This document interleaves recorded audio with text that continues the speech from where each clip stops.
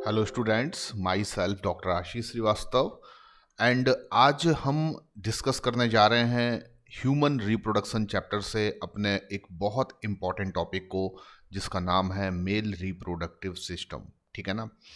Actually students, male reproductive system जो एक बड़ा सा टॉपिक है और कहीं ना कहीं कॉम्पिटिटिव एग्ज़ाम के पॉइंट ऑफ व्यू से ये काफ़ी इम्पॉर्टेंट भी हो जाता है। तो मैंने क्या किया है, आपको इजीली चीज़ें समझ में आए, जो भी मैं बताना चाहता हूँ वो आप इजीली समझ सकें, एक प्रॉपर सीक्वेंस में समझ सकें, इसलिए मैंने मेल रिप्रोडक्टिव सिस्टम को 2 पार्ट्स में या 3 पार्ट्स में ब्रेक कर दिया। यानी कि आप मेरे जो लेक्चर्स हैं, अगर आप मेल रिप्रोडक्टिव सिस्टम मुझसे सीखना चाहते हैं तो आपको मेरे 3 डिफरेंट वीडियोस देखने होंगे, और ये छोटे छोटे से वीडियोस हैं। मेल रिप्रोडक्टिव सिस्टम पार्ट 1 आज हम स्टार्ट कर रहे हैं, और इसमें हम बेसिकली जो फोकस करेंगे वो टेस्टिस पर करेंगे। ठीक है ना। तो स्टार्ट करते हैं हम अपने आज के लेक्चर को। आप बस इतना ध्यान रखिए कि ये ह्यूमन रिप्रोडक्शन का 3rd लेक्चर है और मेल रिप्रोडक्टिव सिस्टम में ये पार्ट 1 है, जिसको मैं आपसे डिस्कस करने जा रहा हूँ। तो सबसे इम्पॉर्टेंट चीज़ बच्चों जो हमें याद रखना है कि ह्यूमन रिप्रोडक्शन एक चैप्टर है जिसमें मेल रिप्रोडक्टिव सिस्टम में हम 3 डिफरेंट पार्ट में इस टॉपिक को कंप्लीट करेंगे। हम अपने पहले टॉपिक में, फर्स्ट टॉपिक में, जिसको मैंने नाम दिया है मेल रिप्रोडक्टिव सिस्टम पार्ट 1, उसमें बेसिकली हम किस पर्टिकुलर कह सकते हैं सब टॉपिक को ज़्यादा डिटेल में पढ़ने वाले हैं, तो आपका आंसर होगा टेस्टिस को। ठीक है ना।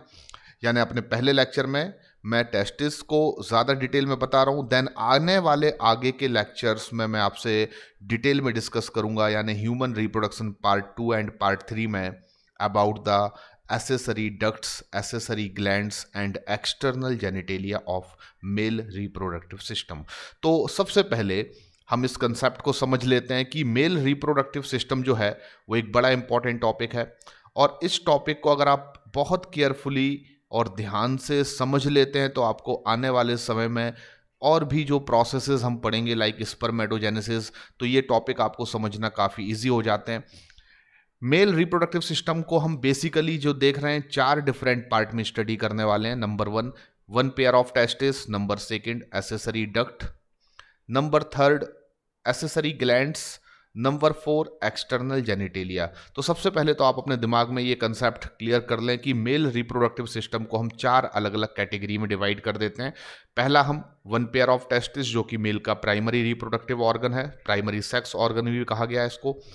एंड उसके बाद 2nd पार्ट में हम स्टडी करेंगे अबाउट द एसेसरी डक्ट, और एसेसरी डक्ट में हम आपको बताएंगे इंट्रा टेस्टिकुलर डक्ट, जो ऑलरेडी हम पढ़ चुके होंगे टेस्टिस के स्ट्रक्चर में, एज वेल एज कुछ ऐसी डक्ट जो हमने अभी तक नहीं पढ़ी होंगी, वो आगे के लेक्चर्स में आप समझेंगे एक्स्ट्रा टेस्टिकुलर डक्ट के अंदर। ठीक है ना।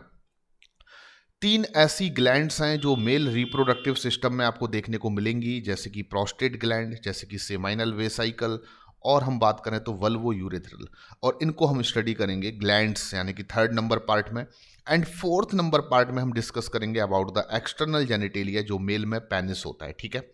तो 1 पेयर ऑफ टेस्टिस को हम यहाँ पर फोकस करेंगे, यानी आज का जो लेक्चर होगा उसको हम अगर देखें तो उसमें हमने आपको क्या डिटेल में बताया है, तो मैं आज आपको डिटेल में जो बताने वाला हूँ वो होगा 1 पेयर ऑफ टेस्टिस। तो इसको हम डिटेल्स में ले जाएंगे और इसको हम काफ़ी विस्तृत चर्चा करेंगे इस पर, और आपको टेस्टिस से रिलेटेड जितने भी इम्पॉर्टेंट कह सकते हैं कि सब टॉपिक्स बन सकते हैं, उन सबको आज के इस लेक्चर में हम कवर करेंगे।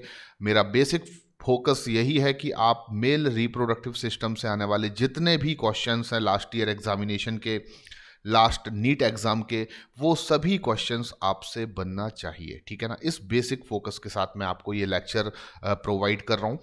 तो सबसे पहले मेल रिप्रोडक्टिव सिस्टम की जब हम बात करते हैं तो आपको हमेशा याद रखना है कि मेल का ऑल ओवर रिप्रोडक्टिव सिस्टम कहाँ प्रेजेंट होता है, तो आंसर है पेल्विक रीजन में। ठीक है।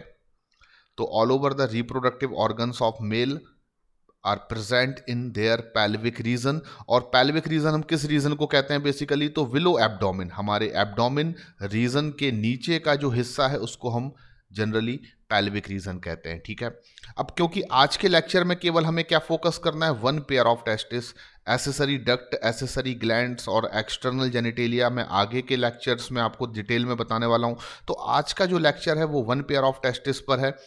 टेस्टिस की स्टडी हम डिफरेंट कह सकते हैं अलग अलग सब टॉपिक्स में करेंगे, जिससे कि हमें ये पता चलता रहे कि क्या पर्टिकुलर जो कंसेप्ट है वो टेस्टिस से कहाँ से रिलेटेड है, यानी कि हमें ओवरऑल एक सही कह सकते हैं सीक्वेंस की ज़रूरत होगी अपनी स्टडी को करने के लिए। तो वन पेयर ऑफ टेस्टिस को स्टडी करने के लिए मैंने इसको भी 4 अलग अलग कह सकते हैं सब टॉपिक्स में डिवाइड कर रखा है। सबसे पहले जब हम टेस्टिस का स्ट्रक्चर स्टडी करेंगे तो हम देखेंगे उसमें वेरियस कंपोनेंट्स यानी कंपोनेंट्स ऑफ टेस्टिस।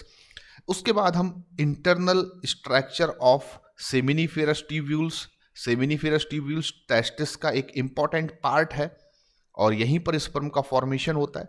तो हम इंटरनल स्ट्रक्चर को देखेंगे सेमिनिफेरस ट्यूब्यूल्स के, क्योंकि यहाँ पर आप देखेंगे 2 डिफरेंट टाइप की सेल्स प्रेजेंट होती हैं। स्पर्मेटोगोनिया सेल्स जो फाइनली मियोसिस की प्रोसेस को कंडक्ट करने के बाद और इस पर मियोजेनेसिस की प्रोसेस को कंप्लीट करने के बाद, यानी कि मैं कह सकता हूं कलेक्टिवली कि spermatogonia cells give rise the formation of sperm, और स्पर्म को ही हम यहाँ पर स्पर्मेटोजोआ कह रहे हैं। तो यहाँ पर आप देखेंगे कि इंटरनल स्ट्रक्चर को जब हम स्टडी करेंगे टेस्टिस के अंदर, सेमिनिफेरस ट्यूब्यूल्स के इंटरनल स्ट्रक्चर को, तो हम स्पर्मेटोजोआ और सर्टोली सेल्स के बारे में भी जानेंगे। ऐसे ही हम बात करेंगे आगे चलकर outer structure of seminiferous tubules पर, और देखेंगे आपके आउटर स्ट्रक्चर को जब हम स्टडी करते हैं तो आउटर लाइनिंग ऑफ एसटी पर आपको लेडिक सेल या इंटरस्टिशियल सेल्स की प्रेजेंस मिलती है, और ये सेल्स काफ़ी इंपॉर्टेंट हैं क्योंकि ये टेस्टोस्टेरोन का प्रोडक्शन करती हैं। एंड 4th नंबर पर मैंने एक सब टॉपिक बना रखा है टेस्टिस के अंदर, जिसको नाम दे रहे हैं हम अदर कंसेप्ट्स, और इसमें हम ऐसे 2 टर्म्स के मीनिंग देखेंगे जो जनरली एग्जामिनेशंस में आते रहते हैं। कहीं ना कहीं क्रिप्टोकॉइडिज्म एक मेल में एक इनफर्टिलिटी या स्टेरिलिटी कंडीशन भी कही जा सकती है, जो रिप्रोडक्टिव हेल्थ चैप्टर में भी हम पढ़ते हैं। तो अदर कंसेप्ट्स में हम 2 चीज़ों को आपसे डिस्कस करेंगे, इन्ग्यूनल कैनाल और क्रिप्टोकॉइडिज्म। ओके, तो आपको ये पूरी सिनॉप्सिस क्लियर हो जाना चाहिए। हमारी जो आज के लेक्चर की सिनॉप्सिस है, यानी कि हम फोकस कर रहे हैं मेल रिप्रोडक्टिव सिस्टम पार्ट 1 पर। मेल रिप्रोडक्टिव सिस्टम पार्ट 1 में हमने देखा कि हमने सबसे पहले मेल के रिप्रोडक्टिव सिस्टम को 4 डिफरेंट कैटेगरी में डिवाइड कर देते हैं। एक वन पेयर ऑफ टेस्टिस, फिर एसेसरी डक्ट, फिर एसेसरी ग्लैंड और फिर external genitalia. One pair of testis आज का हमारे इस लेक्चर का मेन टॉपिक है, जो मेल रिप्रोडक्टिव सिस्टम का भी एक इंपॉर्टेंट पार्ट है, क्योंकि प्राइमरी सेक्स ऑर्गन जो मेल में माना गया है वो टेस्टिस को माना गया है। इसको हम जब स्टडी करेंगे तो सबसे पहले हम देखते हैं component of testis, internal structure of seminiferous tubules, outer structure of seminiferous tubules and other concepts. ठीक है, तो अब हम स्टार्ट करते हैं वन पेयर ऑफ टेस्टिस को, यानी कि यहाँ पर जो भी आपको दिख रहा है उन चीज़ों को हम अब डिटेल में देखने जा रहे हैं। वन पेयर ऑफ टेस्टिस यानी कि सबसे पहले तो आप याद रखें कि किसी भी मेल में एक पेयर टेस्टिस की प्रेजेंस होती है। तो how many number of testis are present in a healthy male, तो आप कहेंगे वन पेयर ऑफ टेस्टिस जो है वो एक हेल्दी ह्यूमन मेल में प्रेजेंट होती हैं। एंड हम बात करें कि टेस्टिस की जो विड्थ होती है वो कितनी होती है, तो 2 से 3 सेंटीमीटर इसकी विड्थ होती है, और इसकी लेंथ को लेकर अगर हम डिस्कशन करें तो 4 से 5 सेंटीमीटर जो है वो लेंथ होती है टेस्टिस की। तो टेस्टिस एक कह सकते हैं ओवल शेप्ड स्ट्रक्चर्स हैं जिनकी जो विड्थ है वो 2 से 3 सेंटीमीटर है। इनकी जो लेंथ है वो 4 to 5 सेंटीमीटर होती है। आपको बता दूं कि टेस्टिस जो होती है वो एक स्किन लाइक या स्किन के एक पाउच लाइक स्ट्रक्चर के अंदर लोकलाइज्ड होते हैं, यानी one pair of testis in male are localised in a pouch like structure, जिसको स्क्रूटम सैक कहा जाता है। तो आगे हम आपसे स्ट्रक्चर जब डिस्कस करने वाले हैं, मैं एक स्ट्रक्चर डायग्राम के थ्रू आपको बताऊंगा। वहां पर आप देखेंगे कि एक इंपॉर्टेंट पार्ट जो है टेस्टिस में वो है उसका स्क्रूटम सैक, क्योंकि हम क्या पढ़ रहे हैं कंपोनेंट्स। ठीक है ना, तो कंपोनेंट्स में पहला इंपॉर्टेंट पार्ट है scrotum sac, second important part है टेस्टिकुलर लोब्यूल्स। आप देखेंगे कि टेस्टिस स्क्रूटम सैक के अंदर लोकलाइज्ड हैं, और जब हम टेस्टिस के इंटरनल स्ट्रक्चर को स्टडी करते हैं या ट्रांसवर्स सेक्शन को स्टडी करते हैं तो आपको दिखेगा कि एक टेस्टिस में 250 यानी 250 टेस्टिकुलर लोब्यूल्स प्रेजेंट होते हैं। टेस्टिकुलर लोब्यूल्स जो हैं उनके अंदर आपको देखने को मिलेंगी कुछ ट्यूब लाइक स्ट्रक्चर, जिनको हम सेमिनिफेरस ट्यूब्यूल्स कहते हैं। They are very important structural component of testis, क्योंकि स्पर्म का जो फॉर्मेशन है वो सेमिनिफेरस ट्यूब्यूल्स में ही होता है। एंड फाइनली हम बात करेंगे इंट्रा टेस्टिकुलर डक्ट्स की। वैसे तो एसेसरी डक्ट में मैं आपको एक बार फिर से बताऊंगा अपने आने वाले लेक्चर में कि मेल रिप्रोडक्टिव सिस्टम में इंपॉर्टेंट 6 डक्ट कौन सी हैं, लेकिन फिर भी टेस्टिस के अंदर जो डक्ट प्रेजेंट हैं उनको हम टेस्टिस के ही इंटरनल स्ट्रक्चर में स्टडी कर लेते हैं और उनको मैं यहाँ पर नाम दे रहा हूँ इंट्रा टेस्टिकुलर डक्ट। ठीक है, तो देखिए हमें अब क्या करना है। वन पेयर ऑफ टेस्टिस आज का हमारा टॉपिक है। हम टेस्टिस के स्ट्रक्चर में क्या कर रहे हैं, हम कंपोनेंट्स पढ़ रहे हैं जिससे मिलकर टेस्टिस बना हुआ है। उसके बाद हम सेमिनिफेरस ट्यूब्यूल्स जो टेस्टिस का एक बड़ा इंपॉर्टेंट स्ट्रक्चरल कंपोनेंट है, देखिए ये वाला, हम इसके इंटरनल और आउटर स्ट्रक्चर को स्टडी करेंगे और टेस्टिस के अंदर जितनी भी डक्ट हैं उनको भी हम यहाँ पर प्रॉपरली लिस्टेड करेंगे और उनकी स्टडी करेंगे। ठीक है ना, और बताएंगे कि कौन सी डक्ट जो है वो किस पर्टिकुलर डक्ट को अनदर डक्ट से जोड़ती है। ऐसे कई क्वेश्चंस हैं जो नीट में पूछे जाते हैं। तो स्टार्ट हम करते हैं। हम अब क्या देखना चाहते हैं, तो हम अब कहीं ना कहीं टेस्टिस के स्ट्रक्चर में स्क्रूटम सैक किस तरीके का स्ट्रक्चर है, टेस्टिकुलर लोब्यूल्स कहाँ पर प्रेजेंट होते हैं। हर टेस्टिकुलर लोब्यूल्स में सेमिनिफेरस ट्यूब्यूल्स प्रेजेंट होती हैं, जो नंबर में कितनी होती हैं और वो किस तरीके से लोकलाइज्ड होती हैं। इंट्रा टेस्टिकुलर डक्ट की बात करते हैं जब हम, तो नाम निकल कर आते हैं ट्यूब्यूली रेक्टी, रेटेटेस्टिस और वास एफ्रेंशिया या वासा एफ्रेंशिया। तो ओवरऑल जो अब हमारा कंसेप्ट है वो ये है कि इन सभी नामों को हम टेस्टिस के स्ट्रक्चर में देखना चाहते हैं, इनकी पोजीशन, इनकी लोकेशन जो है टेस्टिस में वो किस प्रकार से है। अगर ये आपको जानना है तो अब मैं स्टार्ट करता हूं टेस्टिस के स्ट्रक्चर को आपको समझाना। सबसे पहले आप देख सकते हैं ये जो एक आपको पाउच लाइक स्ट्रक्चर मिल रहा है, this is the pouch like structure. ये स्किन से बना हुआ एक पाउच लाइक स्ट्रक्चर है जो आप देख रहे हैं, यही स्क्रूटम सैक कहा जाता है। यानी कि जो टेस्टिस लोकलाइज्ड होती हैं एक मेल की बॉडी में, वन पेयर ऑफ टेस्टिस जो प्रेजेंट है वो इसी पाउच लाइक स्ट्रक्चर में प्रेजेंट है जो मैं बना रहा हूं। इसको मैं क्या नाम दे रहा हूं, स्क्रूटम सैक। तो आप स्क्रूटम सैक को कैसे डिफाइन करेंगे कि स्क्रूटम सैक एक पाउच लाइक स्ट्रक्चर है, स्किन का बना हुआ एक पाउच लाइक स्ट्रक्चर है जिसमें कि one pair of testis localised होती हैं। आपको बता दूं टेस्टिस की जो प्रेजेंस है ह्यूमन की बॉडी में वो एक्स्ट्रा एब्डोमिनल है, यानी कि वो उसकी एब्डोमिन कैविटी के बाहर हैं इस पाउच लाइक स्ट्रक्चर में जिसको मैं स्क्रूटम सैक कह रहा हूं। तो क्या कारण हो सकता है कि टेस्टिस की प्रेजेंस एक्स्ट्रा एब्डोमिन है, वो भी एक स्किन के पाउच लाइक स्ट्रक्चर यानी स्क्रूटम सैक के अंदर। तो इसके पीछे एक कंसेप्ट है, एक लॉजिक है जो ये है कि जो टेस्टिस होते हैं वो हमेशा एक्स्ट्रा एब्डोमिन पोजीशन पर लोकलाइज्ड होते हैं, वो एक स्क्रूटम सैक लाइक स्ट्रक्चर के अंदर लोकलाइज्ड होते हैं, क्योंकि स्क्रूटम सैक के अंदर का जो टेम्परेचर है वो ह्यूमन की बॉडी टेम्परेचर के कंपैरिजन में 2 to 2.5 डिग्री सेल्सियस कम होता है। यानी कि स्क्रूटम सैक का जो टेम्परेचर है वो 2 से 2.5 डिग्री सेल्सियस कम होता है, किसके कंपैरिजन में, बॉडी के टेम्परेचर के कंपैरिजन में। तो अल्टीमेटली मैं कह सकता हूं कि ये लो टेम्परेचर जो स्क्रूटम सैक के अंदर मेंटेन हो रहा है that is very necessary for the process called spermatogenesis. Sperm के फॉर्मेशन के लिए बहुत ज़रूरी है कि टेम्परेचर जो है वो हमारे नॉर्मल बॉडी टेम्परेचर के कंपैरिजन में 2 से 2.5 डिग्री सेल्सियस तक कम हो। ठीक है ना, अगर ये टेम्परेचर यहाँ पर बॉडी के टेम्परेचर से कम मेंटेन नहीं होगा तो स्पर्म बनने की प्रोसेस मेल में कंडक्ट नहीं हो सकेगी।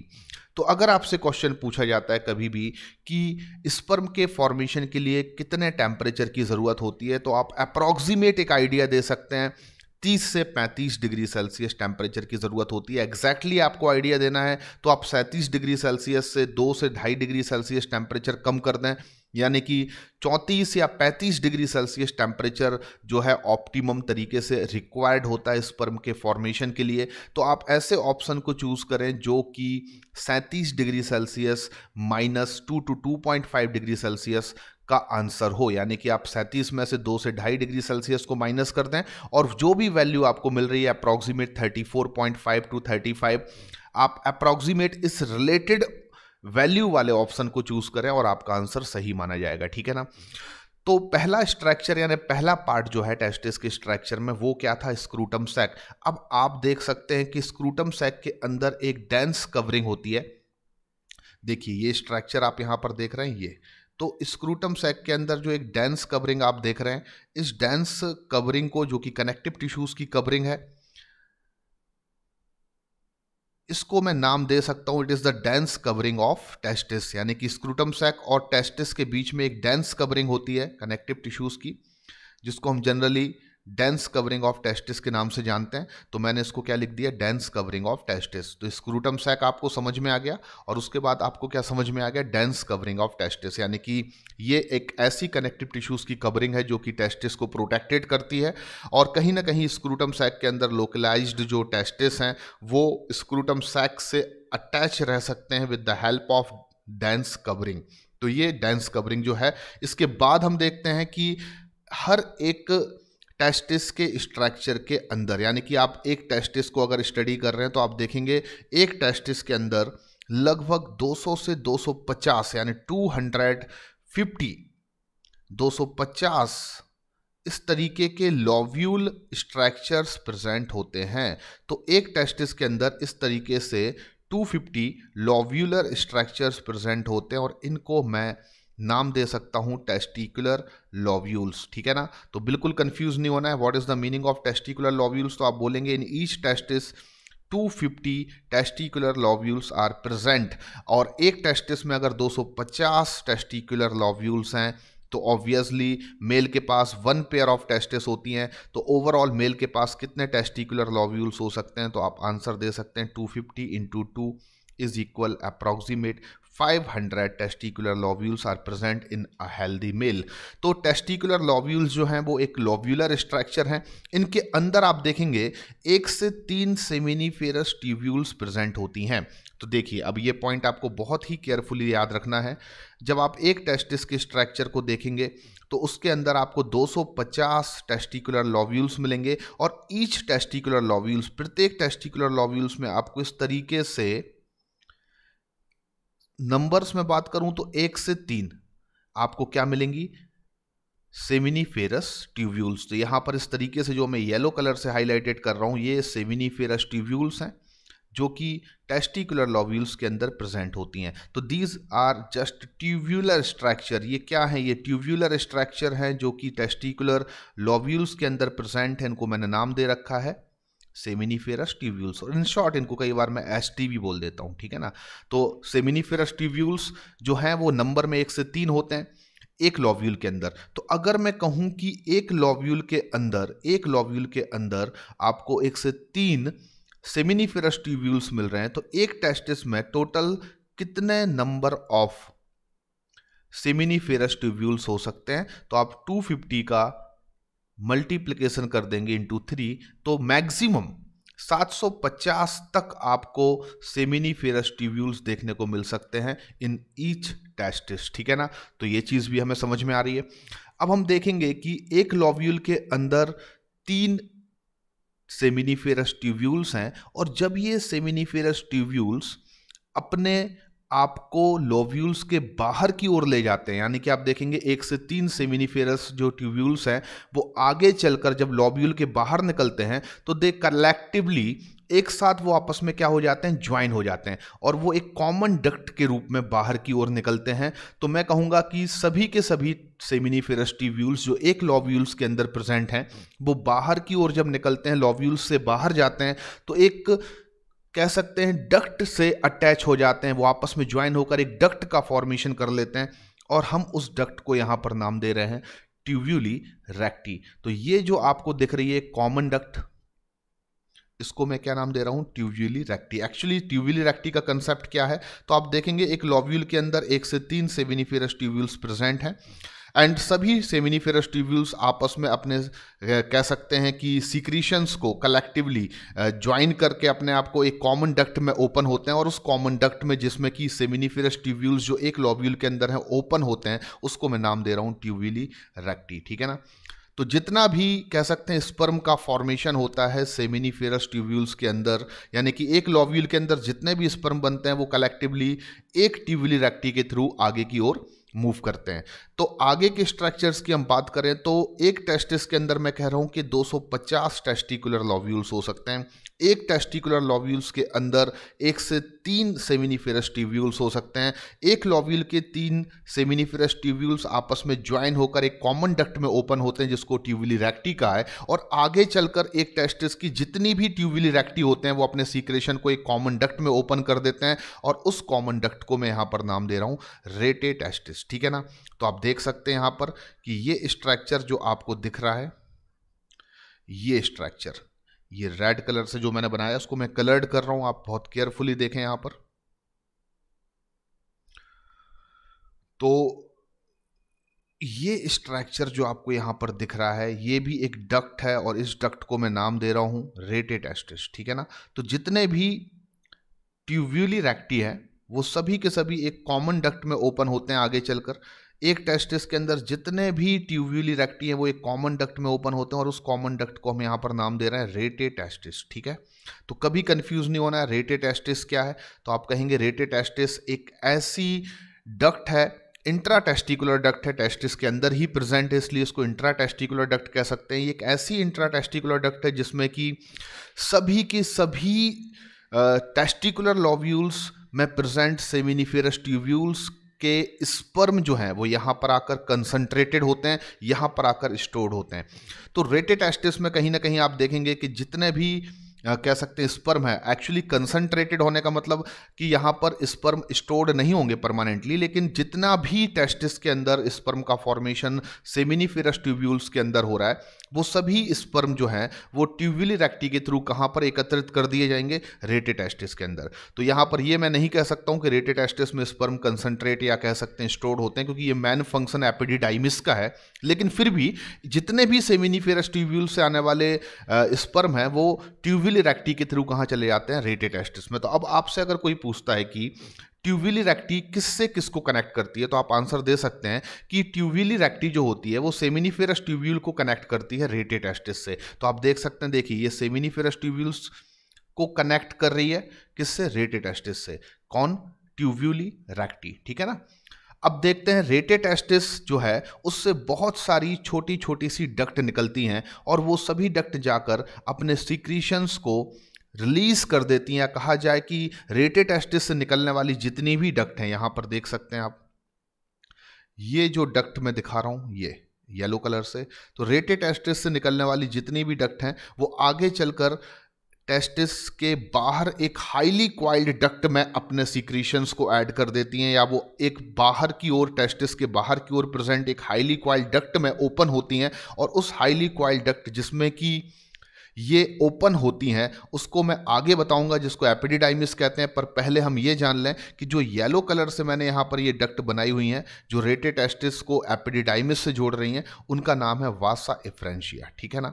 तो वासा एफ्रेंशिया क्या है, तो बिल्कुल कंफ्यूज नहीं होना है। वासा एफ्रेंशिया जो है वो रेटे टेस्टिस को कनेक्ट करती है एपिडिडाइमिस से। In other words Vasa efferentia rate testis से स्पर्म को कलेक्ट करके रिलीज करती है कहां पर, एपिडिडाइमिस में। तो एपिडिडाइमिस क्या है, अब क्वेश्चन है एपिडिडाइमिस क्या है, तो बिल्कुल भी हमें कंफ्यूज नहीं होना है। आप जो ये हाईली क्वाइल्ड स्ट्रक्चर देख रहे हैं, देखिए ये पूरा का पूरा जो हाईली क्वाइल्ड स्ट्रक्चर आप देख रहे हैं इसको मैं नाम दे रहा हूं एपिडिडाइमिस। ठीक है ना। तो ये हाईली क्वाइल्ड स्ट्रक्चर जो मैंने यहां पर बना रखा है ये एपिडिडाइमिस है, पहली चीज आप ये समझ लें। और इस हाईली क्वाइल्ड स्ट्रक्चर को एपिडिडाइमिस कहा जा रहा है। ये भी एक डक्ट है लेकिन ये इंट्रा टेस्टिकुलर डक्ट में नहीं आती है बच्चों। टेस्टिस के स्ट्रक्चर में हम लोग जितनी भी डक्ट पढ़ते हैं वो केवल 3 ही डक्ट हैं। वो 3 डक्ट कौन सी हैं, तो सबसे पहली आप याद रखें, मैंने आपको बताया सबसे पहली डक्ट जो हो सकती है वो है ट्यूब्यूली रेक्टी, नंबर 1। ठीक है। सेकेंड नंबर डक्ट जो हो सकती है वो कौन सी है, इंट्रा टेस्टिकुलर, तो आप कहेंगे rete testis. Okay. And third number duct कौन सी हो सकती है, तो आप कहेंगे वासा एफ्रेंशिया। ठीक है। तो 3 ही ये डक्ट हैं जो इंट्राटेस्टिकुलर हैं। वासा एफ्रेंशिया अपने सीक्रेशंस को कह सकते हैं सेंड कर रही है, अपने सीक्रेशंस को रिलीज कर रही है एक हाईली क्वाइल्ड डक्ट में जिसका नाम एपिडिडाइमिस है। तो याद रखना है एपिडिडाइमिस जो है वो यहाँ पर जरूर मैं आपको बता रहा हूँ लेकिन ये इंट्रा टेस्टिकुलर डक्ट नहीं है, इसको हम एक्स्ट्रा टेस्टिकुलर डक्ट में स्टडी करते हैं जनरली। ठीक है ना।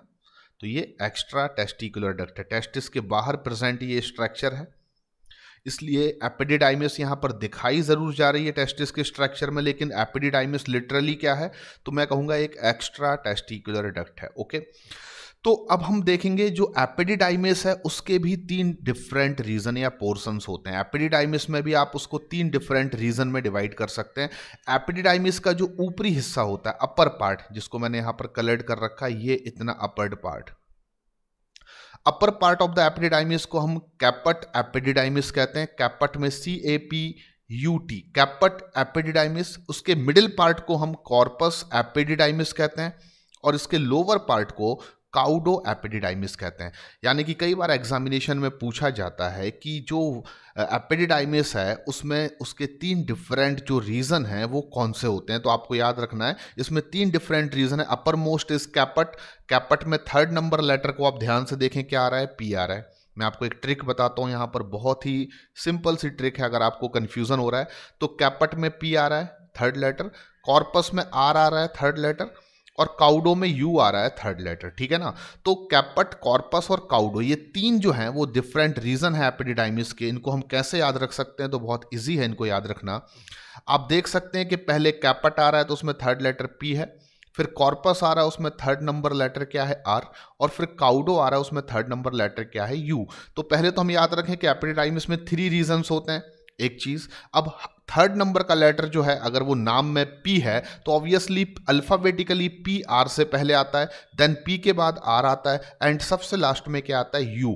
तो ऊपर से नीचे की तरफ अगर आपको कभी इन रीजन को जमाना होता है, अगर आपसे कोई क्वेश्चन पूछता है कि एपिडिडाइमिस में 3 डिफरेंट जो रीजन है अपर टू लोअर, वो उनको सीक्वेंस में अरेंज कीजिए, तो आप बड़े आसानी से कर सकते हैं। आपके पास तीनों नाम आपकी आंखों के सामने होंगे, कैपट, कॉर्पस, काउडो। तो आप कैपट के P को ले लेंगे पहले क्योंकि P अल्फाबेटिकली पहले आएगा, देन कॉर्पस को रखेंगे क्योंकि R अल्फाबेटिकली P के बाद और U से पहले आएगा, एंड लास्ट में आप U को रखेंगे क्योंकि अल्फाबेटिकली U सबसे आखिरी में आएगा। तो ऊपर से नीचे की तरफ 3 पार्ट के नाम याद रखना बहुत आसान है, कैपट, कॉर्पस और काउडो, ठीक है ना। तो टेस्टिस के स्ट्रक्चर को हमने यहाँ पर देखा, इसमें हम समझ चुके हैं कि स्क्रूटम सैक क्या है। स्क्रूटम सैक एक स्किन का पाउच लाइक स्ट्रक्चर है, ठीक है। उसके बाद डेंस कवरिंग ऑफ टेस्टिस होती है कनेक्टिव टिश्यूज की। उसके बाद टेस्टिस के अंदर के स्ट्रक्चर को हम ध्यान से देखें तो 250 टेस्टिकुलर लॉब्यूल्स होते हैं। एक लॉब्यूल के अंदर 1 से 3 सेमिनिफेरस ट्यूब्यूल्स होती हैं। जितनी भी सेमिनिफेरस ट्यूब्यूल्स एक लॉब्यूल के अंदर होती हैं वो बाहर की ओर जब निकलती हैं तो एक कॉमन डक्ट में ओपन होती हैं जिसका नाम है ट्यूबिली रेक्टी। ट्यूबिली रेक्टी जाकर ओपन होती है रेटे टेस्टिस में, और रेटे टेस्टिस से बहुत सारी छोटी छोटी डक्ट्स निकलती हैं जो एपिडिडाइमिस में ओपन होती हैं। एपिडिडाइमिस से जो पार्ट स्टार्ट हो रहा है उसको मैं बिल्कुल भी कंसीडर नहीं करूंगा इंट्रा टेस्टिकुलर डक्ट में। एपिडिडाइमिस खुद भी टेस्टिस के बाहर का एक स्ट्रक्चर है। अगर मैं बोलूं ये टेस्टिस है तो टेस्टिस के बाहर एपिडिडाइमिस इस प्रकार की एक डेंस हाईली क्वाइल्ड कह सकते हैं कवरिंग लाइक डक्ट है, यानी उसको ऊपर से इस तरीके से कवर्ड की होती है। तो एपिडिडाइमिस से निकलने वाली एक और डक्ट होती है जिसको वासा डिफरेंस कहते हैं, या इसको वास डिफरेंस भी कहा जाता है। तो यहां पर हम बात कर सकते हैं कि एपिडिडाइमिस से स्पर्म को लेकर जो डक्ट हमारे एब्डोमेन कैविटी के अंदर असेंड करेगी उसको नाम क्या दे रहा हूं मैं, वासा डिफरेंस। यानी कि स्पर्म कहां पर बन रहे हैं, सेमिनिफेरस ट्यूब्यूल्स में, वहां से स्पर्म कहां जा रहे हैं तो आप कहेंगे ट्यूबिली रेक्टी में।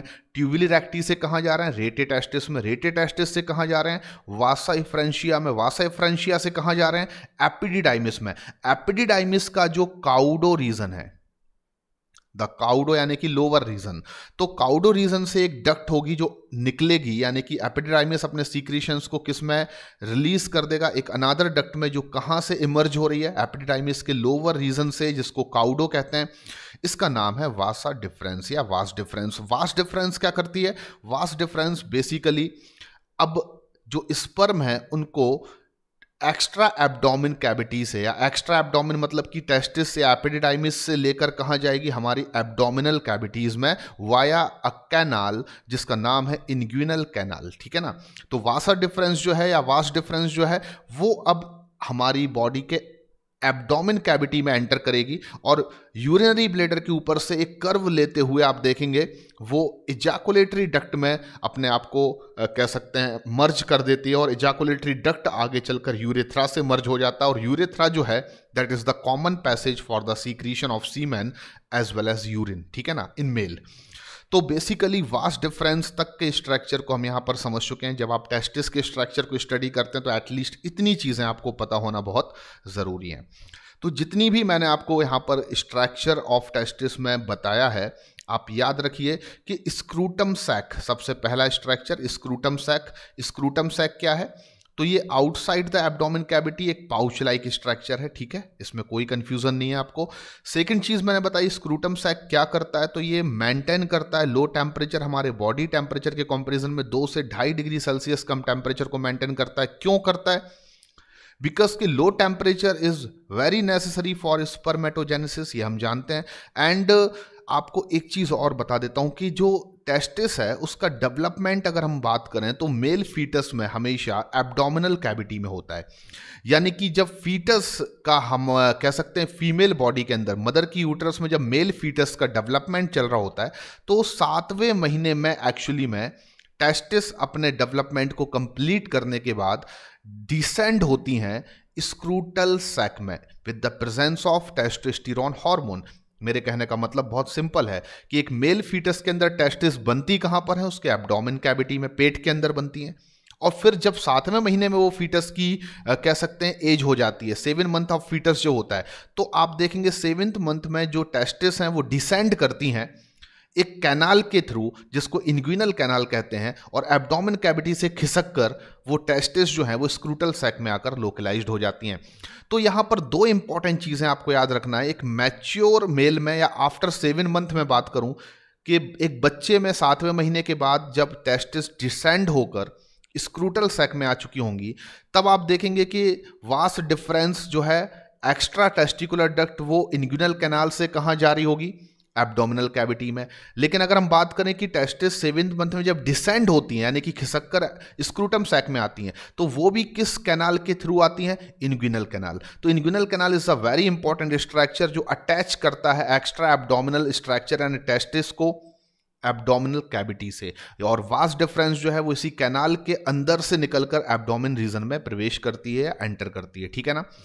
अगर मान लीजिए किसी भी मेल में किसी एबनॉर्मल कंडीशंस की वजह से टेस्टिस जो हैं वो फेल हो जाती हैं डिसेंट करना, तो ऐसी कंडीशन में मेल में इनफर्टिलिटी कॉज हो सकती है। This type of infertility in male is called cryptorchidism. Cryptorchidism क्या है? तो क्रिप्टोकाइडिज्म एक ऐसी एबनॉर्मल कंडीशन है मेल में जिसमें आप देखेंगे कि टेस्टिस जो है वो 7वें महीने में खिसक कर एब्डोमेन कैविटी से स्क्रूटल सैक में सक्सेसफुली नहीं आ पाती, और ऐसी कंडीशंस में बच्चे का जब बर्थ होता है तो उसके स्क्रूटल सैक के अंदर टेस्टिस की एब्सेंस होती है।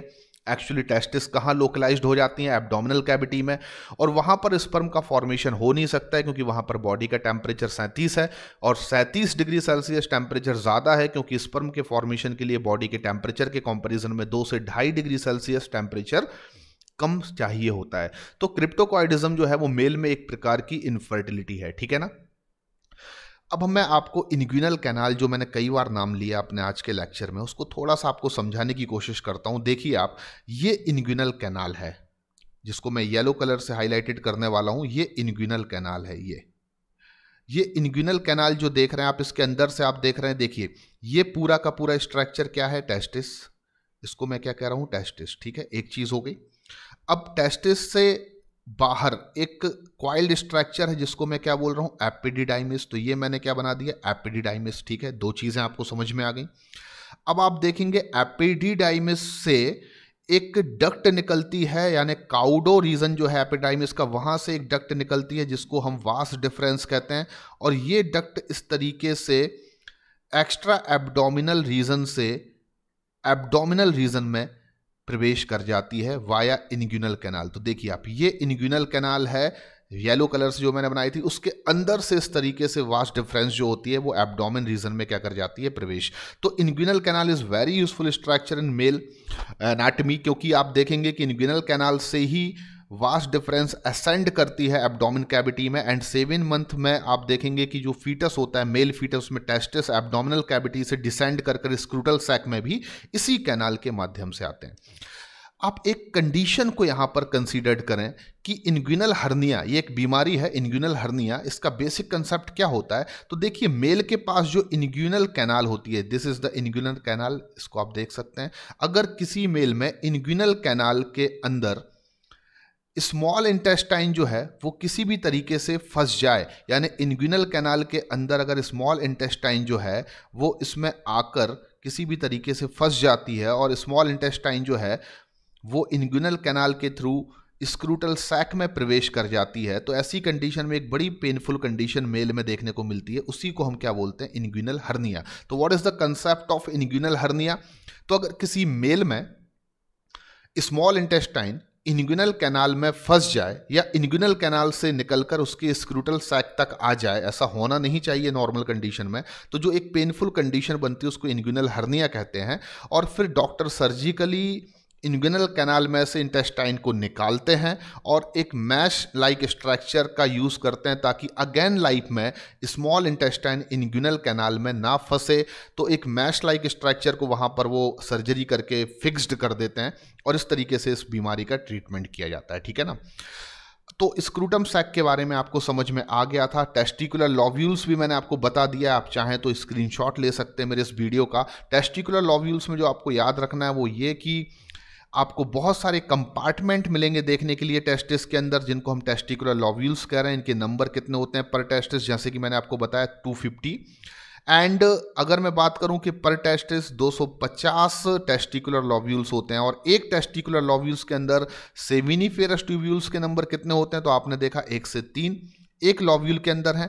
तो total number of seminiferous tubules अगर मैं बोलूं एक टेस्टिस में कितनी होती हैं, तो पर testis 750 approx seminiferous tubules present होती हैं। मैंने कैसे डिटरमाइन किया? बहुत इजी है। एक टेस्टिस के अंदर 250 टेस्टिकुलर लॉब्यूल्स हैं और एक लॉब्यूल के अंदर 3 मैक्सिमम 3 सेमिनिफेरस ट्यूब्यूल्स हैं। तो 250 इंटू 3 कर दूं अगर मैं, तो 750 मुझे क्या मिल सकता है? आंसर। ऐसे क्वेश्चन नीट में पूछे जाते हैं।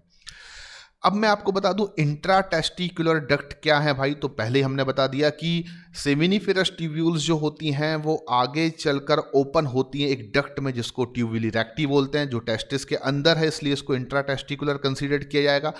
ट्यूबुली रेक्टी एक टेस्टिस के अंदर जितनी भी हैं वो एक कॉमन डक्ट में अपना सीक्रीशन को सेंड कर देती हैं, जिसको मैंने नाम दिया रेटे टेस्टिस। और रेटे टेस्टिस जो होती है बेसिकली वो अपने सीक्रीशंस को एक हाईली क्वाइल्ड एपिडिडाइमिस नाम की डक्ट में ओपन करती है एक अनादर डक्ट के माध्यम से, जिसका नाम है वासा इफ्रेंशिया। तो ट्यूबुली रेक्टी रेटे टेस्टिस से जुड़ जाएगी, रेटे टेस्टिस वासा इफ्रेंशिया से जुड़ेगी और वासा इफ्रेंशिया जाकर अपने सीक्रीशंस को कहां पर सेंड कर देती हैं? एपिडिडाइमिस में। लेकिन एपिडिडाइमिस जो है वो इंट्रा टेस्टिकुलर डक्ट नहीं है। तो इंट्रा टेस्टिकुलर डक्ट में आपको केवल ये 3 स्ट्रक्चर के नाम ही याद रखने पड़ेंगे, ठीक है। तो ये कंसेप्ट भी आपको समझ में आ गया। अब मैं बात करता हूं कि seminiferous tubules is very important structure. देखिए एसटी यानी सेमिनिफेरस ट्यूब्यूल्स एक बहुत इंपॉर्टेंट स्ट्रक्चर है, क्योंकि स्पर्म का जो फॉर्मेशन होता है वो सेमिनिफेरस ट्यूब्यूल्स के अंदर होता है, जो कहां पर लोकलाइज्ड होती है? लोब्यूल के अंदर। तो अगर मैं सेमिनिफेरस ट्यूब्यूल्स के इनर और आउटर स्ट्रक्चर को स्टडी करना चाहता हूं, तो देखिए कि each seminiferous tubules is line on its inside by the 2 type of cell. ये 2 टाइप की सेल से अंदरूनी तौर पर लाइंड होती है। देखिए ऐसे समझा देता हूं मैं। अगर मान लीजिए ये सेमिनिफेरस ट्यूब्यूल्स है जो लोब्यूल के अंदर प्रेजेंट है, नंबर में 103 है, नंबर में 1 से 3 है, सॉरी, ठीक है ना। तो अगर मैं बोलूं कि इनकी इनर लाइनिंग क्या है, तो देखिए अंदर की तरफ जो ये लाइनिंग है इसको मैं inner lining of seminiferous tubules कह सकता हूं, जिसको मैंने किस कलर से दिखा दिया? येलो कलर से। एक चीज, इसके आउटर लाइनिंग का मतलब क्या होगा? तो आउटर लाइनिंग का मतलब होगा इसके बाहर की तरफ जो लाइनिंग है उसको मैं आउटर लाइनिंग बोल रहा हूं, और ये मैं ब्लू कलर से दिखा रहा हूं, इसको आप मान लीजिए आउटर लाइनिंग, ठीक है।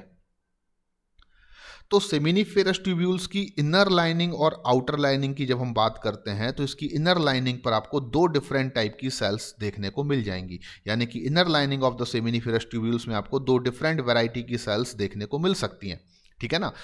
ये जो 2 डिफरेंट वैरायटी की सेल्स हैं उनमें से एक सेल्स जो हैं उनका नाम अगर मैं आपको बताऊं तो वो है स्पर्मेटोजोआ,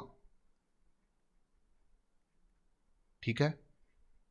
एंड दूसरी वैरायटी ऑफ सेल्स जो आपको इनर लाइनिंग पर देखने को मिलेंगी उनका नाम है सर्टोली सेल, ओके। और सर्टोली सेल्स को हम कई और नामों से भी जानते हैं। इनको नर्स सेल भी कहा जाता है, इनको सस्टेंटाकुलर सेल्स भी कहा जाता है, जो मैं आगे बताऊंगा आपको।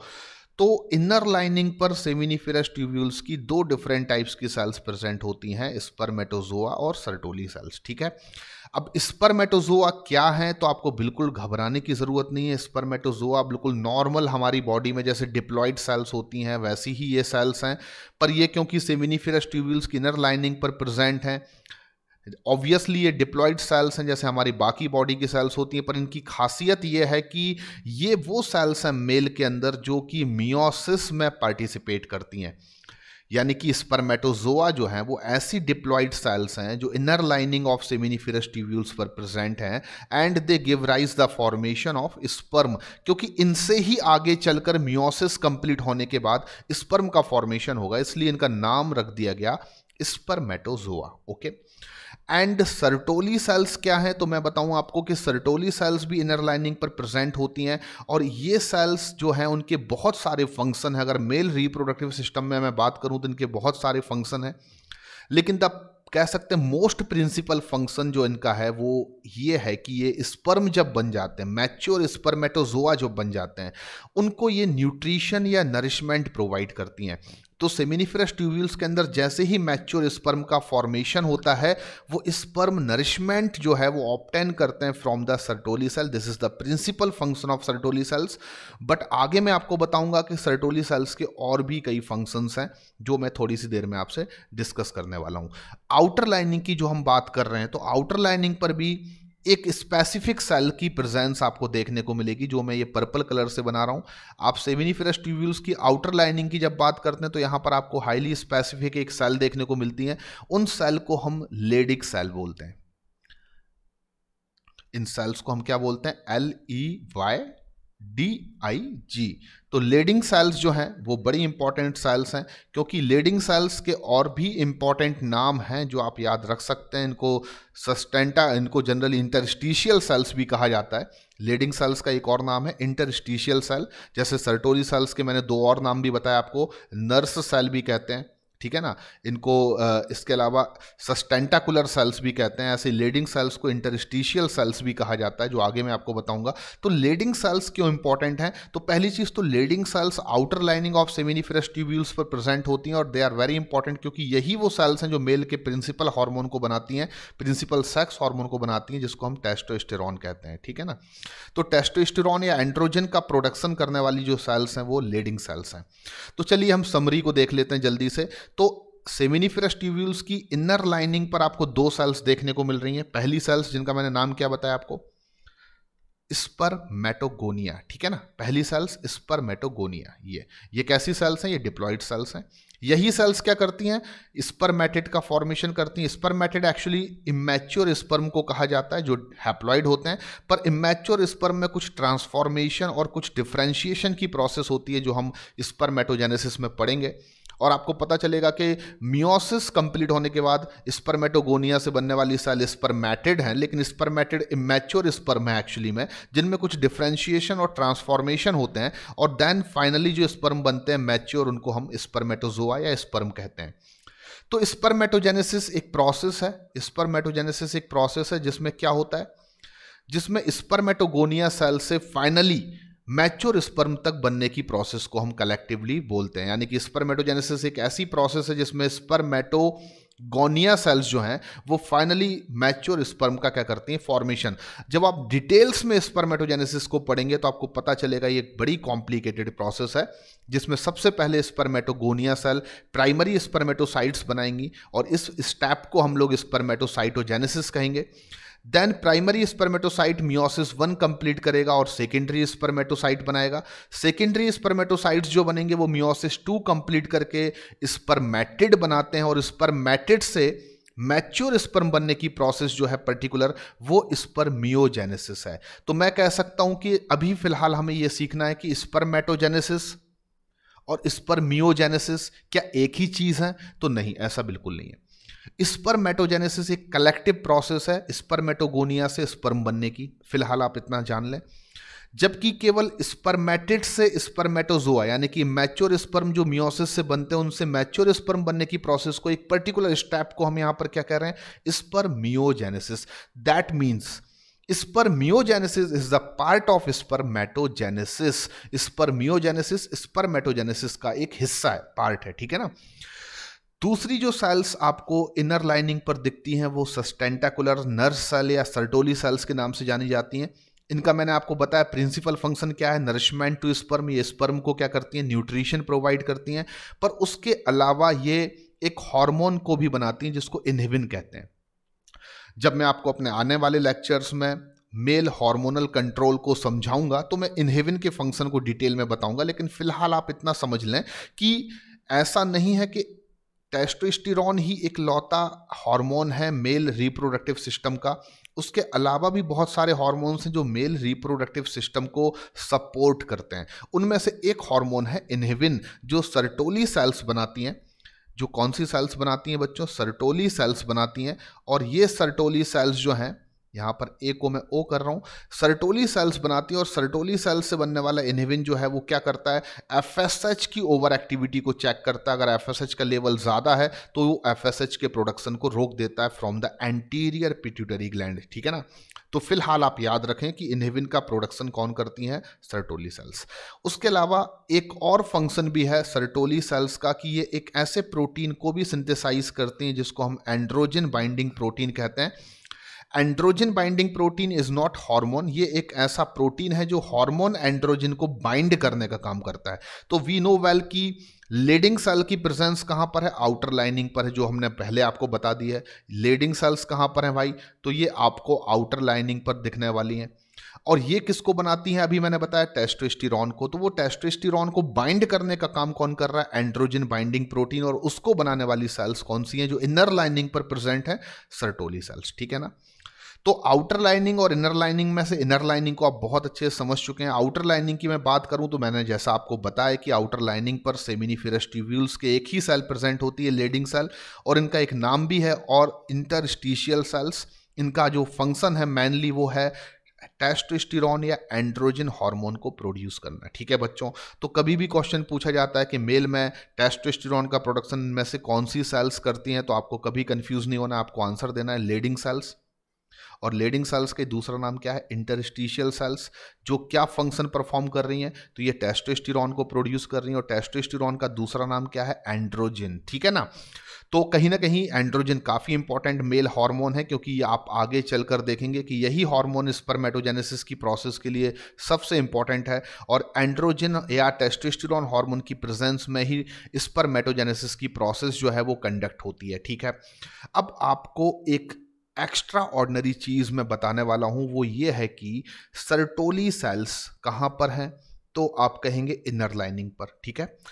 लेडिंग सेल्स कहाँ पर हैं, तो आप कहेंगे आउटर लाइनिंग पर, सेमिनिफेरस ट्यूब्यूल्स की। तो सर्टोली सेल्स के 3 इंपॉर्टेंट फंक्शंस मैं अभी तक आपको बता चुका हूँ। एक फंक्शन मैंने आपको क्या बताया कि ये नरिशमेंट टू स्पर्म प्रोवाइड करती हैं। दूसरा फंक्शन मैंने आपको क्या बताया, मैंने बताया कि ये एंड्रोजन बाइंडिंग प्रोटीन को सिंथेसाइज करती हैं। तीसरा फंक्शन मैंने आपको क्या बताया कि एफएसएच की ओवर एक्टिविटी को चेक करने के लिए इनहिबिन का प्रोडक्शन करती हैं। पर एक और भी फंक्शन है जो कि सर्टोली सेल का है। वो फंक्शन ये है कि सर्टोली सेल्स जो है वो स्पर्मेटोजेनेसिस को तो कहीं ना कहीं इंड्यूस नहीं कर रही हैं डायरेक्टली, लेकिन कहीं ना कहीं सर्टोली सेल्स का एक और इंपॉर्टेंट फंक्शन है, और वो ये है कि ये सेल्स जो हैं वो इंड्यूस्ड करती हैं स्पर्मियोजेनेसिस को। आपको थोड़ा सा कंफ्यूजन होगा, लेकिन ये आपको पॉइंट याद रखना होगा कि सर्टोली सेल्स का एक चौथा फंक्शन भी आप चाहें तो याद रख सकते हैं, और वो है induced spermiogenesis. What is the meaning of spermiogenesis, देखिए यहां पर लिखा हुआ है। स्पर्मेटोजेनेसिस एक कलेक्टिव प्रोसेस है जिसमें सब कुछ हो रहा है। स्पर्मेटोगोनिया से स्पर्म बनने की प्रोसेस है, लेकिन स्पर्मेटिड से केवल स्पर्म बनने की प्रोसेस को हम क्या बोल रहे हैं, स्पर्मियोजेनेसिस। और ये पर्टिकुलर प्रोसेस को इंड्यूस करने में इंपॉर्टेंट रोल प्ले करती हैं सर्टोली सेल्स, ठीक है ना। तो आपको कोई डाउट नहीं होना चाहिए। फाइनली एक डायग्राम मैंने बना रखा है यहाँ पर, और इसमें आप बहुत आसानी से समझ सकते हैं कि सेमिनिफेरस ट्यूब्यूल्स की इनर लाइनिंग और आउटर लाइनिंग पर प्रेजेंट जो सेल्स हैं उनकी पोजीशन क्या है और वो किस तरीके से अपना फंक्शन परफॉर्म करती हैं। तो बच्चों देखो बड़े ध्यान से, यहाँ पर आप देख सकते हैं कि ये सेमिनिफेरस ट्यूब्यूल्स का मैंने ट्रांसवर्स सेक्शन ले रखा है, ठीक है ना। यानी ट्यूब्यूल्स जो होती है सेमिनिफेरस ट्यूब्यूल्स वो कैसी है, ऐसी है। मान लो ये सेमिनिफेरस क्या है, ट्यूब्यूल्स है, ठीक है ना। इसका मैंने टीएस ले रखा है, इस तरीके से मैंने इसको क्या कर दिया, कट कर दिया। तो मैंने ट्यूब्यूल्स को इस तरीके से कट कर दिया और उसको आपको फ्रंट से दिखा रहा हूं। तो मैं ट्रांसफर सेक्शन दिखा रहा हूं आपको सेमिनिफेरस ट्यूब्यूल्स का।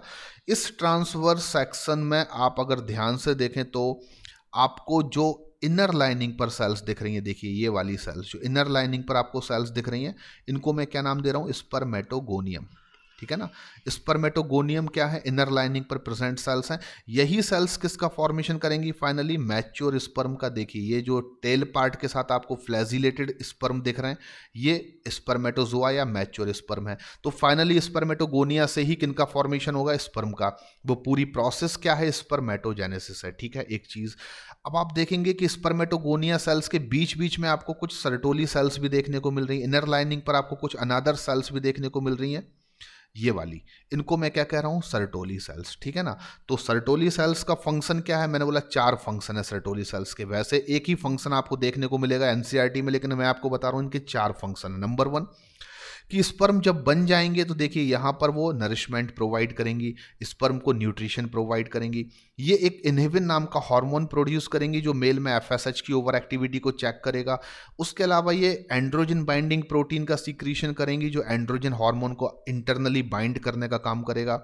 साथ में स्पर्मेटोजेनेसिस के एक आखिरी स्टेप जिसको स्पर्मियोजेनेसिस कहते हैं, यानी कि स्पर्मेटिड से स्पर्म बनने की प्रोसेस को भी ये क्या करती हैं, इंड्यूस करती हैं। तो इनर लाइनिंग पर ये 2 सेल्स प्रेजेंट हैं, इनके अपने अपने फंक्शंस हैं, आप जानते हैं। आउटर लाइनिंग की अगर मैं बात करूं तो आप देख सकते हैं कि आउटर लाइनिंग पर कुछ सेल्स प्रेजेंट हैं, जैसे कि ये वाली सेल्स ग्रीन कलर से मैं दिखा रहा हूं यहां पर ये। तो आउटर लाइनिंग पर जो आपको ये सेल्स दिख रही हैं, ये कौन सी सेल्स हैं, ये लेडिंग सेल्स हैं। इनका मैंने एक और नाम बताया आपको, क्या, इंटरस्टिशियल सेल्स, ठीक है ना। तो लेडिंग को ही हम इंटरस्टिशियल सेल्स भी कह सकते हैं, इसमें कोई प्रॉब्लम नहीं होना चाहिए। और ये क्या करती हैं, तो ये एंड्रोजन यानी कि टेस्टोस्टेरोन का प्रोडक्शन करती हैं, जो कि क्या है, बहुत इंपॉर्टेंट सेक्स हार्मोन है मेल्स में। और इसकी वजह से, इस हार्मोन के प्रॉपर कंसंट्रेशन की वजह से मेल में किसका फॉर्मेशन होता है, स्पर्म का, क्योंकि ये स्पर्मेटोजेनेसिस की प्रोसेस को इंड्यूस करते हैं। तो अल्टीमेटली आप यहाँ पर एक ट्रांसफर सेक्शन देख सकते हैं और आप अब जिंदगी भर याद रख सकते हैं कि inner lining of seminiferous tubules पर 2 सेल्स होती हैं, spermatogonia, they give rise the formation of sperm, and second cell Sertoli cells जिनके 4 फंक्शन है, मैं बार बार बता चुका हूं। और आउटर लाइनिंग पर एक ही प्रकार की सेल्स होती हैं जिनको लेडिंग सेल्स कहते हैं। They are responsible for the secretion और प्रोडक्शन ऑफ टेस्टोस्टेरोन या एंड्रोजन सेक्स हार्मोन, ठीक है। तो thank you very much students. अपने आज के लेक्चर में मैंने आपको जो बताया है उसमें मैंने आपको 4 डिफरेंट कंपोनेंट, 4 डिफरेंट कह सकते हैं पार्ट्स कवर किए टेस्टिस के अंदर। एक कंपोनेंट ऑफ टेस्टिस जिसमें आपने स्क्रूटम सैक को देखा, डेंस कवरिंग ऑफ टेस्टिस को देखा, टेस्टिकुलर लोब्यूल्स को देखा, उसके अंदर सेमिनिफेरस ट्यूब्यूल्स को देखा। 3 आपने इंट्रा टेस्टिकुलर डक्ट भी देखी जो टेस्टिस के स्ट्रक्चर में ही हमने कंप्लीट कर लिए, यानी कि ट्यूब्यूली रेक्टी, रेटे टेस्टिस और वासा इफ्रेंशिया। उसके अलावा हमने आज देखा कि इनर लाइनिंग और outer lining of seminiferous tubules पर कौन सी इंपॉर्टेंट सेल्स प्रेजेंट होती हैं, उनके फंक्शंस क्या हैं, और अदर कंसेप्ट्स भी मैंने कवर किया आज के लेक्चर में बीच बीच में, जैसे कि क्रिप्टोकॉइडिज्म कंडीशन क्या है। क्रिप्टोकॉइडिज्म का मतलब होता है 7th मंथ में अगर मेल फीटस में एब्डोमिनल कैविटी से खिसक कर टेस्टिस इंग्यूनल कैनाल के थ्रू स्क्रूटल सैक में नहीं आ पाए तो this abnormal condition is known as cryptorchidism. और आपको इंग्यूनल कैनाल का कंसेप्ट भी मैंने बता दिया, it is a very important canal जो कि टेस्टिस को एब्डोमिनल कैविटी से कनेक्ट करने का काम करती है। लिटरली बात करूं तो एपिडिडाइमिस के काउडो रीजन से वास डिफरेंशिया जो होती है वो इंग्यूनल कैनाल के थ्रू ही असेंड होकर कहां पर जाती है, एब्डोमिनल कैविटी में। इंग्यूनल हर्निया भी मैंने आपको बताया, that is the abnormal condition in male, जिसमें कि स्मॉल इंटेस्टाइन जो होती है वो इंग्यूनल कैनाल में फंस जाती है और कई बार वहां से निकल कर वो स्क्रूटल सैक तक पहुंच जाती है, और ये पेनफुल कंडीशन है, इंग्यूनल हर्निया कहलाता है। तो ओवरऑल जितनी भी चीज़ें इस लेक्चर में मैंने आपसे डिस्कस की हैं, they are very important for the competitive exam. NEET के लिए ये बहुत ज़्यादा इंपॉर्टेंट है। आई होप कि आपको समझ में आया होगा। तो प्लीज़ मेरे इस वीडियो को लाइक कीजिए और अपने अगले वीडियो में मैं आपसे डिस्कस करूंगा एसेसरी, डक्ट एसेसरी, ग्लैंड्स और एक्सटर्नल जेनिटेलिया के बारे में। तो ह्यूमन में मेल रिप्रोडक्टिव सिस्टम पार्ट 1 आप कंप्लीट कर चुके हैं। आप अगला लेक्चर देखें मेल रिप्रोडक्टिव सिस्टम पार्ट 2। ठीक है ना? Thank you very much.